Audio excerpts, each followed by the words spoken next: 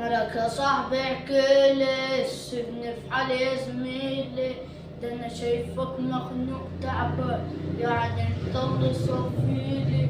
والله صفيلة، تطلب عيني هديلك.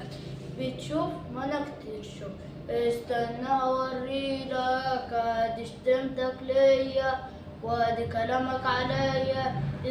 نتي يا عينيا مش بتقول عليك. آسف يا صاحبي سامحني، كلامك قاسي جرحني. إيدي ممدودة صالحني، ما تمدش إيديك. يا نهار أبيض، ده القسط أحمد جه شافني النهاردة وأنا بهبل كده. يا أخي كنت بعمل إيه؟ الشغل النهاردة مرايق. استغفر الله العظيم، بس أقول له القسط أحمد إيه؟ استغفر الله العظيم.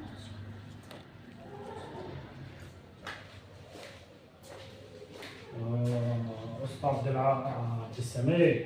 ايوه يا اسطى احمد. هات الوراد بتاع النهارده فين؟ خد يا حاج 25 جنيه. كم؟ 25 جنيه. 25 جنيه ده يا حاج عبد السميع. انت ما اشتغلتش النهارده ولا ايه؟ ايوه والله باين جه زبون ولا نص زبون معرفش، دولت كلهم جرعين وشوشه هنا بس. شوشة؟ طلبتهم ما رضاش يدوا 70 جنيه، اتحايلت عليه قام يديني دول. يعني كل ده اجرع ومفيش غير والزبون ده اللي دخلك بس؟ عنده شوشه؟ ده انت لو حلب لي كتكوت يا حاج عبد السميع ما كانش عطاك 25 جنيه. لا حول الله يا رب. انا عارف ان اليومين دولت مريحين عشان خاطر دخلت عيد بقى كله بيحلق على العيد. 25 جنيه خلاص ماشي يا عم، الحمد لله. الحمد لله على كل شيء. تفضل بكره بقى يا حاج عبد السميع.